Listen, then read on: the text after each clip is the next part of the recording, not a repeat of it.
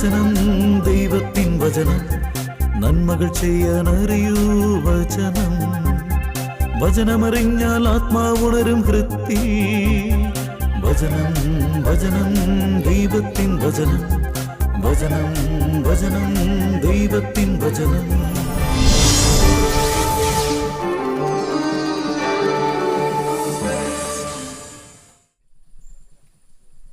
എൻ്റെ പോൾസ, നീ ഇങ്ങനെ കരക്കും പോവില്ല വഞ്ചിക്കും പോവില്ലെന്ന് പറഞ്ഞാൽ എന്താ ചെയ്യുക? ശരിയാകില്ലെന്ന് ഉറപ്പുള്ള കാര്യത്തിന് പിന്നെ പോയിട്ട് വല്ല കാര്യമുണ്ടോ? അത് മണ്ടത്തരം. എടാ, വിവാഹ ജീവിതം എന്ന് പറഞ്ഞ തിരയും ചുഴിയും തിരമാലകളും ഒക്കെ നിറഞ്ഞ വലിയൊരു കടല. നിനക്കറിയോ? മണ്ണാങ്കട്ട എന്ന് കരുതി 24 മണിക്കൂറും ഈ കടലില് തിരയും ചുഴിയും മാത്രമുള്ളോ? ഇതെപ്പോഴെങ്കിലും ശാന്തമാവില്ലേ? എന്ത്? പിന്നില്ലാതെ. അതുകൊണ്ട് നീ ഇതുപോലുള്ള കാര്യങ്ങൾ പറഞ്ഞ് സമയം കളയണ്ട. എടാ, നിങ്ങളിങ്ങനെ പിണങ്ങിക്കഴിഞ്ഞു കഴിഞ്ഞാൽ നിങ്ങളുടെ വീട്ടുകാർ എത്രമാത്രം വിഷമിക്കുമെന്ന് ചിന്തിച്ചിട്ടുണ്ടോ? നിങ്ങളുടെ ഭാവി ജീവിതത്തെ പറ്റി നീ ചിന്തിച്ചിട്ടുണ്ടോ? ഒരരിശത്തിന് കിണറ്റി ചാടിക്കഴിഞ്ഞാലെന്തല്ല, പിന്നെ എത്ര അരിശം വന്നാലും ശരി മറ്റുള്ളവരുടെ സഹായം ഇല്ലാതെ കിണറ്റിൽ നിന്ന് കയറാൻ പറ്റൂലട്ടാ. അത് നീ എപ്പോഴെങ്കിലും ചിന്തിച്ചിട്ടുണ്ടോ? അതൊക്കെ ചിന്തിച്ചിട്ടുണ്ട്. പക്ഷെ എന്ത് ചെയ്യാനാ, ഇത് ഇങ്ങനെ അവസാനിക്കുള്ളൂ. നീ ക്ഷമിക്കുകയും സഹിക്കുകയും ചെയ്യുന്നുണ്ട്, അതില്ലെന്ന് ഞാൻ പറയുന്നില്ല. എന്നാലും എനിക്ക് പറയാനുള്ളത്, നിങ്ങളുടെ വഴക്ക് 4 ആളറിഞ്ഞ് വഷളാകുന്നതിന് മുമ്പ് കാര്യങ്ങൾ കാര്യഗൗരവത്തോടെ ചിന്തിക്കുകയും പ്രവർത്തിക്കുകയും ചെയ്യുന്നതാണ് നല്ലത്. ചുരുക്കം പറഞ്ഞാൽ നീ അല്പം കൂടി ക്ഷമ കാണിക്കണം. ഇനി എന്തോരം ക്ഷമിക്കണം? എത്ര നാൾ ക്ഷമിക്കണം? അതുകൂടി നീ പറ. നീ പറഞ്ഞ കാര്യങ്ങൾ അവളോട് പറ. എന്നിട്ട് മനസ്സിലാവുമെങ്കിൽ എന്ത് അഡ്ജസ്റ്റ്മെന്റും ഞാൻ റെഡിയാ. മതി, ഇത് മതി. ഈ ഒരു വാക്ക് മതി. എല്ലാം ഞാൻ ശരിയാക്കി തരാടാ. നീ സമാധാനമായിട്ട് ജോലിക്ക് പോ. ഓരോരുത്തരും സ്വന്തം താല്പര്യം മാത്രം നോക്കിയാൽ പോരാ, മറിച്ച് മറ്റുള്ളവരുടെ താല്പര്യവും പരിഗണിക്കണം. യേശുക്രിസ്തുവിനുണ്ടായിരുന്ന ഈ മനോഭാവം നിങ്ങളിലും ഉണ്ടാകട്ടെ. ഫിലിപ്പി 2-ാം അധ്യായം 4-5 വാക്യങ്ങൾ. ചെല്ലേ.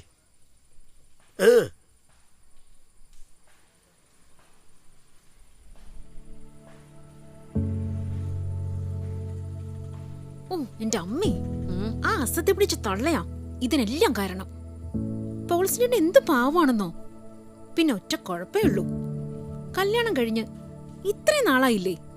എന്നാലും അമ്മ എന്ത് കുരുത്തക്കേട് പറഞ്ഞാലും അങ്ങേർക്കതാ വലുത്. ചില നേരത്തെ ഒരു കുത്തു കൊടുക്കാൻ തോന്നും. നീ അങ്ങനെയൊന്നും പറയരുത് മോളെ.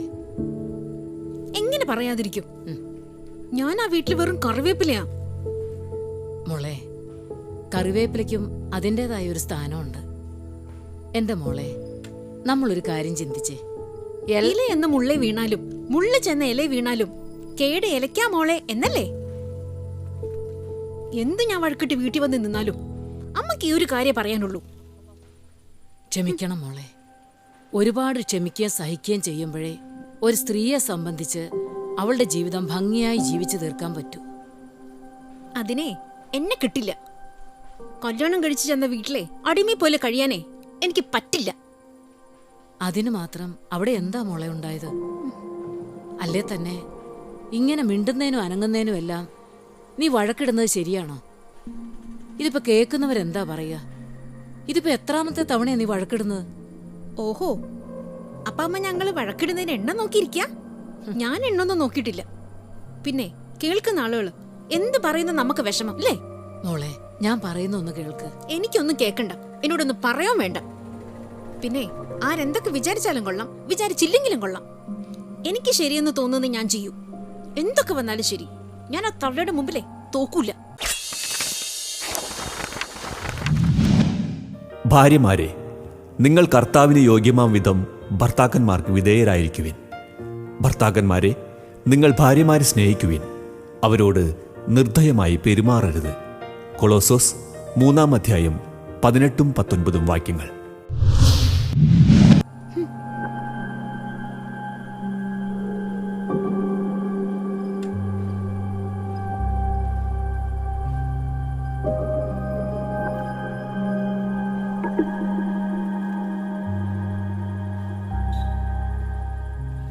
ദേ അമ്മേ, എന്നെ ഒന്ന് തനിച്ചു വിട്. ഞാനിവിടെ വല്ലയിടത്തൊന്ന് തനിച്ചിരുന്നോട്ടെ. എന്റെ മോളെ, നിനക്ക് എന്താ പറ്റിയത്? എന്തും ഏതും ആലോചിക്കുകയും ചിന്തിക്കുകയും സംസാരിക്കുകയും തീരുമാനങ്ങൾ എടുക്കുകയും ചെയ്തിരുന്ന നിനക്കിതെന്താ പറ്റിയത്? എനിക്ക് പറ്റിയതേ എന്റെ ലൈഫില് എന്റെ മാരേജിനെ പറ്റിയെടുത്ത തീരുമാനം അത് ഇത്ര വലിയ മണ്ടത്തരാവൂന്ന് ഞാൻ സ്വപ്നത്തിൽ പോലും വിചാരിച്ചില്ല. അതിന് നിനക്ക് എന്നെയോ അപ്പച്ചനെയോ ആരെങ്കിലും കുറ്റം പറയാൻ പറ്റുമോ? ആ, അത് ശരിയാ, പറ്റില്ല. എല്ലാം എന്റെ ഇഷ്ടത്തിനായിരുന്നല്ലോ, സമ്മതിച്ചു. അതാണല്ലോ എനിക്കിങ്ങനെ ഒരു പ്രശ്നം വന്നപ്പോ എല്ലാവരും എന്നോട് പകപോക്കുന്ന പോലെ. ജെസ്സി, നീ എന്തൊക്കെയാ പറയുന്നത്? നിന്നോട് ഇവിടെ ആരാ പകപോക്കിയത്? ഇങ്ങനെ വഴക്കുണ്ടാക്കി ഇവിടെ വരുമ്പോ എന്തിനാ വഴക്കുണ്ടാക്കിയെന്ന് ചോദിക്കുന്നത് ഇത്ര വലിയ തെറ്റാണോ? അതാണോ നീ പകപോക്കലെന്ന് ഉദ്ദേശിച്ചത്? പിന്നല്ലാതെ ഇന്നലെ ഇവിടെ വന്ന് കേറിയതാ ഞാൻ. ഈ നിമിഷം വരെ ആ കോന്തനോട് എന്തിനാ എന്റെ മോളോട് വഴക്കുണ്ടാക്കിയത് ആരെങ്കിലും ഇവിടെ എന്നോട് ചോദിച്ചോ? നിങ്ങൾ ഈ ലോകത്തിന് അനുരൂപരാകരുത്. പ്രത്യുത നിങ്ങളുടെ മനസ്സിന്റെ നവീകരണം വഴി രൂപാന്തരപ്പെടുവിൻ. ദൈവഹിതം എന്തെന്നും നല്ലതും പ്രീതിജനകവും പരിപൂർണവുമായത് എന്തെന്നും വിവേചിച്ചറിയാൻ അപ്പോൾ നിങ്ങൾക്ക് സാധിക്കും. റോമ 12-ാം അധ്യായം 2-ാം വാക്യം.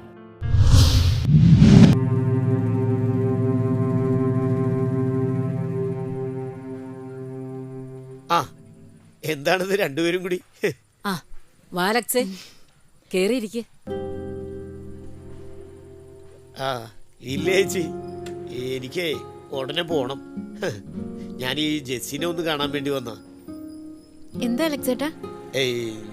ഞാനിന്ന് പോൾസനെ കണ്ടിരുന്നു. അലക്സേട്ടാ, ആ കാര്യമാണെങ്കിൽ എന്നോടൊന്നും പറയണ്ട, എനിക്കൊന്ന് കേൾക്കാൻ വേണ്ട.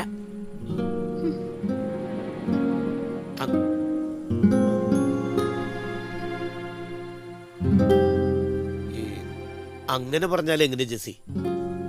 പ്രശ്നങ്ങള് എല്ലാവരുടെ ജീവിതത്തിലുണ്ട്. അതിനൊരു പരിഹാരം ഉണ്ടാകണമെങ്കിൽ പരസ്പരം എല്ലാം തുറന്നു പറഞ്ഞ് സംസാരിച്ചാലേ പറ്റൂ. അലക്സേട്ടൻ കരുതുന്ന പോലെ ഒന്നുമല്ല കാര്യങ്ങള്.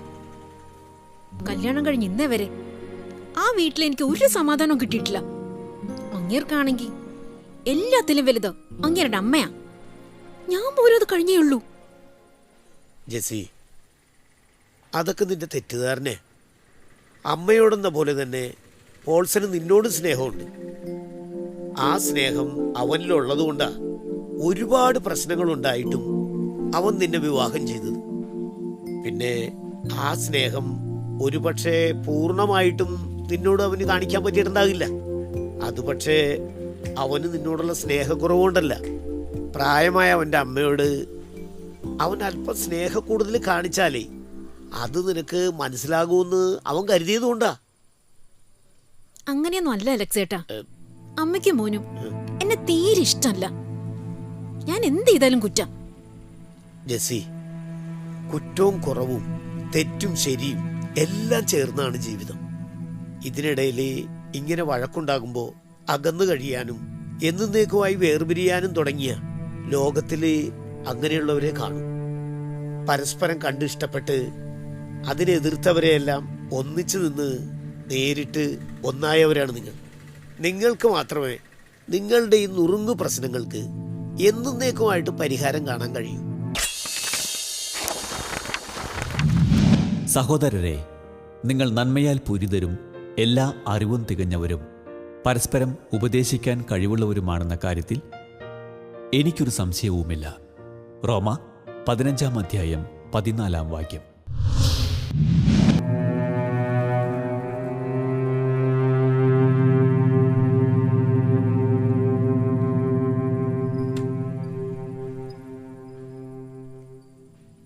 അലക്സ്, നീ ചെയ്തു തന്ന ഈ ഉപകാരം ഒരിക്കലും മറക്കാൻ കഴിയില്ല. എന്റെ ചേട്ടാ, ചേച്ചി, ദൈവം കൂട്ടിയോജിപ്പിച്ചത് അകന്നു പോകാതിരിക്കാൻ നമ്മളെ കൊണ്ട് പറ്റാവുന്ന സഹായം അത് നമ്മൾ ചെയ്യണം. അതേ ഞാനും ചെയ്തുള്ളൂ. അതിന് അല്പം ക്ഷമയോടെ കാത്തിരിക്കണം, അത്രേ ഉള്ളൂ. എന്നാലും എൻ്റെ അലക്സേ, ഞാൻ ഒരിക്കലും വിചാരിച്ചതേയില്ല ഇവര് തമ്മിലുള്ള വഴക്ക് തീരുമെന്ന്. എന്തായാലും അന്നത്തെ കഴിഞ്ഞ പിന്നെ ഇതുവരെ അവര് വഴക്ക് കൂടിയിട്ടില്ല. സന്തോഷം. അതെ, ഏ? ഈ സന്തോഷത്തിന്റെ കാരണം നീയാ. ഓ, ആ പിന്നെ അവരടുത്ത ഞായറാഴ്ച വീട്ടിലേക്ക് വരുന്നുണ്ട്. അപ്പൊ അലക്സ്, തീർച്ചയായും നീയും വരണം. അല്ലേട്ടാ, ആ. അവര് ഞായറാഴ്ചയല്ല ശനിയാഴ്ച അവര് വരുന്നത്. ഓ, നീ എന്താ ഈ പറയണത്? ശനിയാഴ്ച അല്ല, ഞായറാഴ്ച അവര് വരുന്നത്. ചേട്ടൻ കേട്ടത് തെറ്റിതാ. ഇന്നലെയും കൂടെ മോൾ എന്നെ വിളിച്ചു പറഞ്ഞതാ. പിന്നെ അവനെന്താ, പോൾസിന് ബോധക്കേട് വല്ലതും ഉണ്ടോ? അവൻ എന്നോട് പറഞ്ഞത് ഞായറാഴ്ച എന്നാ. ഇതാ ഇങ്ങേരുടെ കുഴപ്പം. ഞാൻ പിടിച്ച മുയലിന് 12 കൊമ്പെന്ന് പറഞ്ഞ അത് തന്നെ പറഞ്ഞോണ്ടിരിക്കും. ദേ, നീ ആളും തരം നോക്കി സംസാരിക്കണം കേട്ടോ. എന്നെ അറിയാലോ. ഓ പിന്നെ, എനിക്കറിയാൻ പാടില്ലാത്ത ആളല്ലേ. ദേ, എന്നെ കൊണ്ടൊന്നും പറയിപ്പിക്കരുത്. ചേട്ടാ, ചേച്ചി, എന്താ എനിക്കൊന്നും മനസ്സിലാകുന്നില്ല. എന്താ നിങ്ങളൊക്കെ ഇങ്ങനെ? പരസ്പരം ക്ഷമിക്കാനും സഹിക്കാനും ഒക്കെയുള്ള നിങ്ങളുടെ കഴിവ് എവിടെയാണ് നഷ്ടപ്പെട്ടത്? മഞ്ഞ് കഠിനമായ ചൂട് കുറയ്ക്കുന്നില്ലേ? നല്ല വാക്ക് ദാനത്തേക്കാൾ വിശിഷ്ടമാണ്. പ്രഭാഷകൻ 18-ാം അധ്യായം 16-ാം വാക്യം. പ്രായമായ നിങ്ങളുടെ അവസ്ഥ ഇതാണെങ്കിൽ ജീവിച്ചു തുടങ്ങിയ അവരെ കുറ്റം പറയുകയും നല്ലത് ഉപദേശിച്ചു കൊടുക്കുകയും ചെയ്തിട്ട് വല്ല കാര്യമുണ്ടോ? ശനിയാഴ്ചയോ ഞായറാഴ്ചയോ എന്ന് വേണമെങ്കിലും ആയിക്കോട്ടെ, അവര് വരട്ടെ. ഇനി ശനിയോ ഞായറോ എന്നറിയാൻ വേണ്ടിയിട്ടേ ഇതാ ഈ ഫോൺ എടുത്തിട്ട് ഇതാ ഇതിങ്ങനെ ഒരു വിളി വിളിച്ചു നോക്കിയാ പോരെ.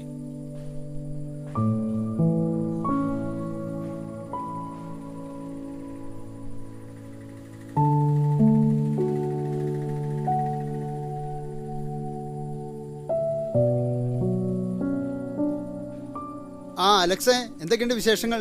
ഓ, നല്ല വിശേഷം. ആ പിന്നെ ഞാൻ വിളിച്ചെന്തിനാണെന്ന് അറിയാവോ? ആ പറയടാ. നിങ്ങൾ ജെസ്സിയുടെ വീട്ടിലേക്ക് എന്നാണ് പറഞ്ഞത്? എന്താടാ അലക്സേ? അല്ല, ഈ അന്നത്തെ ദിവസം എനിക്കും കൂടി അങ്ങോട്ട് വരാൻ വേണ്ടിട്ടാണേ. ഓ, വളരെ സന്തോഷം. ഞങ്ങളിതങ്ങ് വിളിച്ചു പറയാതിരിക്കായിരുന്നു. പിന്നെ ഞങ്ങൾ വരുന്നതേ തിങ്കളാഴ്ചയാണ്. അന്ന് എനിക്ക് ലീവാണേ. പിന്നെ ഒരു അബദ്ധം പറ്റി. ഞാൻ അപ്പനോട് ഞായറാഴ്ച വരുമെന്നും ജെസ്സി അമ്മയോട് ശനിയാഴ്ച വരുമെന്ന് പറഞ്ഞിരിക്കുന്നത്. അത് ഞങ്ങൾ തമ്മിൽ വീട്ടിൽ പോകുന്ന കാര്യം പറഞ്ഞപ്പോഴാണ് മനസ്സിലായത്. അതൊന്ന് ക്ലിയർ ചെയ്യാൻ അപ്പനെ വിളിച്ചിട്ട് ഫോൺ എടുക്കുന്നില്ല. ആ ദേ, ജെസ്സിക്ക് എന്തോ പറയാനുണ്ടെന്ന്. ആ, കൊടുക്ക്. ആഹാ, എന്നാ അലക്സേട്ടാ, സുഖം തന്നെയല്ലേ? ഓ, സുഖം തന്നെ ഏസി. അതെ. പിന്നെ തിങ്കളാഴ്ച വീട്ടിൽ വരണേ. ഓ ശരി, ആ തിങ്കളാഴ്ച കാണാം. ശരി അലക്സേട്ടാ. ആ.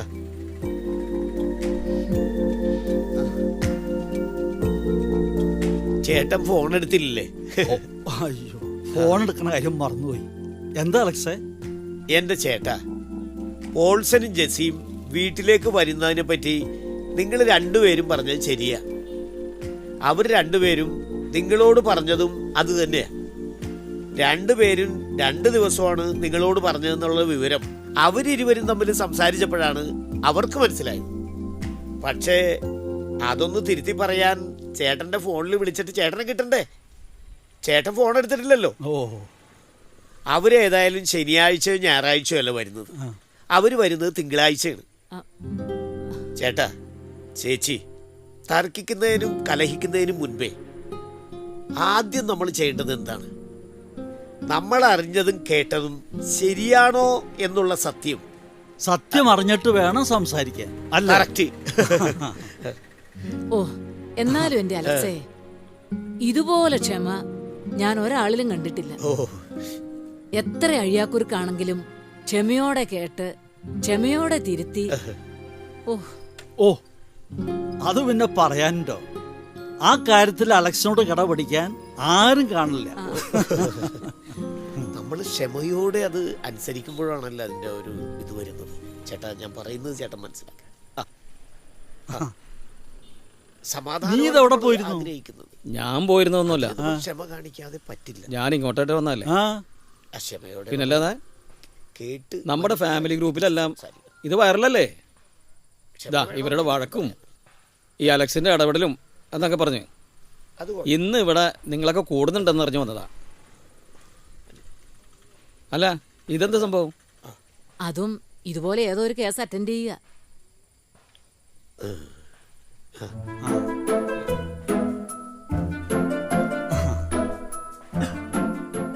ആ അലക്സേ, നീ ഇവിടെ ഇരുന്നേ.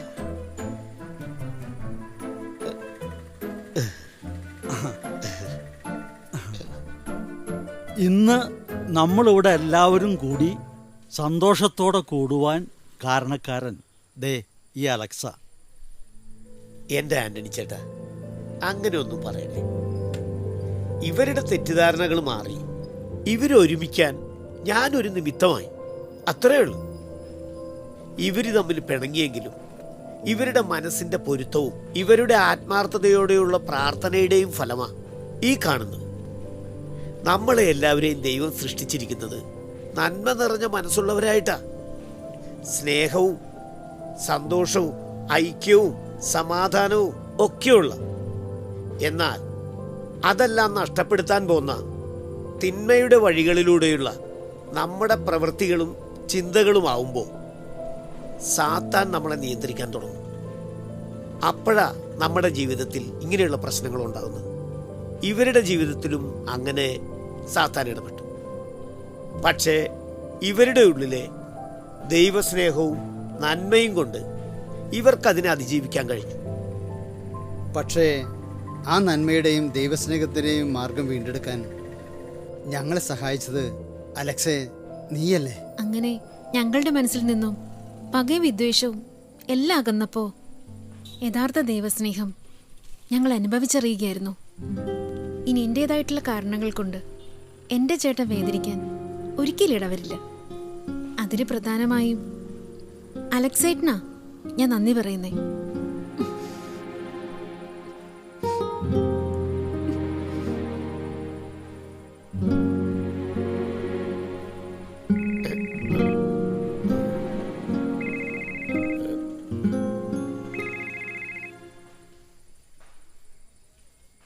ആ ഹലോ,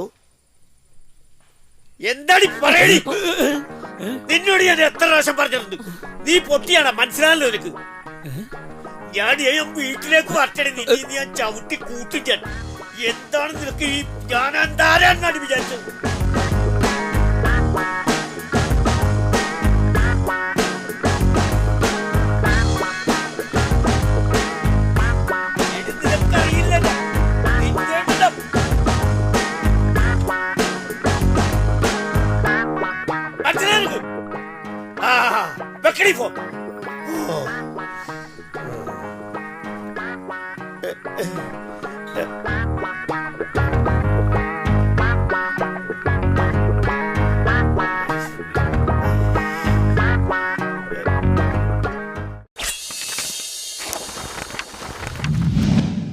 മറ്റുള്ളവരെ ഉപദേശിക്കുന്ന സമർത്ഥന്മാരുണ്ട്.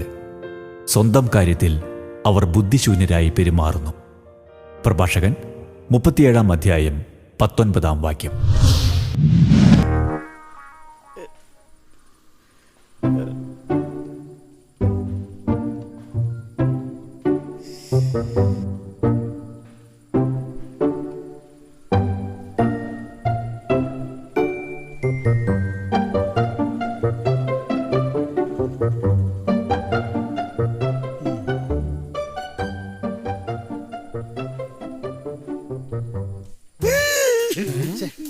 എടാ റിലാക്സ് അലക്സ, റിലാക്സ്.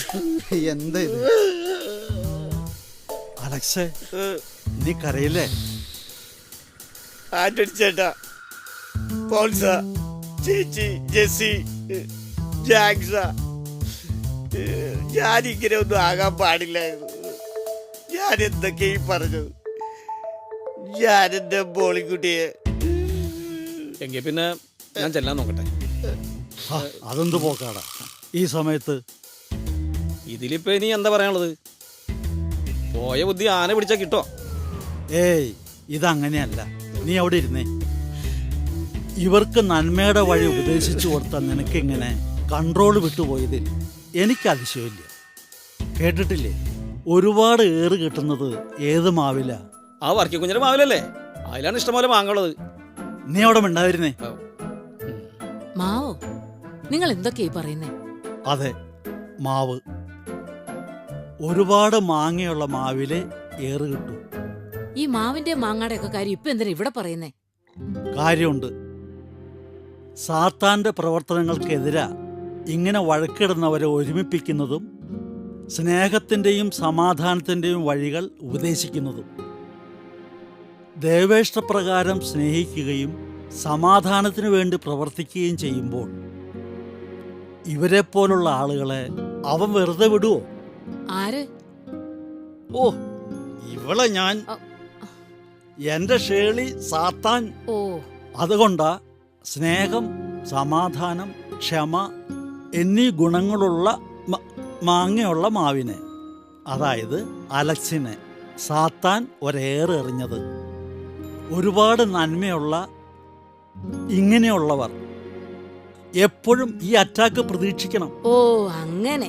ആ, ഇപ്പം മനസ്സിലായി. ആ, അവിടെ അലക്സ് ഒന്ന് പതറിപ്പോയി അല്ലേ? ഇല്ല ഏട്ടാ, എനിക്കെന്നെ തെറ്റ് തിരുത്തണം. എനിക്ക് അവളോടും മാപ്പ് പറയണം. അവളിങ്ങോട്ട് വിളിക്കണേ. ദേ, ഈ അവസരത്തിലേ നീ ഫോൺ എടുക്കണ്ട. ആ, ഞാൻ പറയുന്നത് ഫോൺ എടുക്കണമെന്നാ. അവർക്കും പറയാനുണ്ടാവുമല്ലോ. എടാ, അത് ശരിയാണ്. അവളത് പറയട്ടെ. ഇങ്ങനെ ഒരു തെറ്റ് എന്റെ ഭാഗത്തുനിന്നുണ്ടായി കഴിഞ്ഞാൽ ഞാൻ അതിനൊരു അവസരം ജെസ്സിക്ക് കൊടുക്കും. ദേ, അവൾ എന്തു പറഞ്ഞാലും നീ ക്ഷമിക്കണം. നീ ഫോൺ എടുത്തു. ആ, ദേ സ്പീക്കറിലിട്, കേക്കാലോ. ഹലോ, എന്നോട് ക്ഷമിക്കണം. എന്റെ ഭാഗത്തും തെറ്റുണ്ട്, ക്ഷമിക്കണം. എനിക്കാ തെറ്റുപറ്റിയത്. നീ എന്നോടാ ക്ഷമിക്കേണ്ടത്. ഞാൻ അങ്ങോട്ട് വരാം. ശരി. ഓ,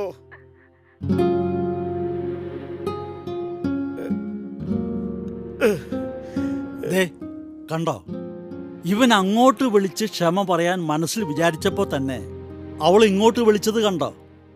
ക്ഷമ പറഞ്ഞത് കേട്ടോ? ഭാഗ്യം ചെയ്ത ദമ്പതികളാണ് നിങ്ങൾ.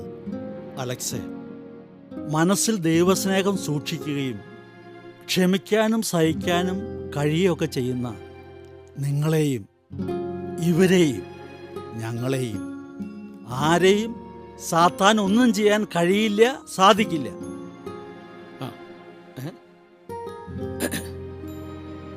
Hello, hello.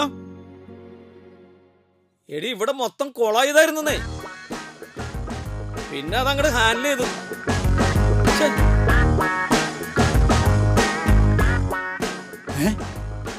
അപ്പൊ സാത്താൻ ഇവന്റെ കൂടെയാണോ വന്നത്?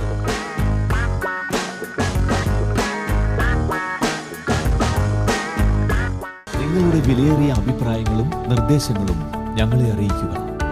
ദി പ്രൊഡ്യൂസർ, വചനം പറയുന്നത്, divine vision, divine retreat centre, Muringoor PO, Chalakudy 680309.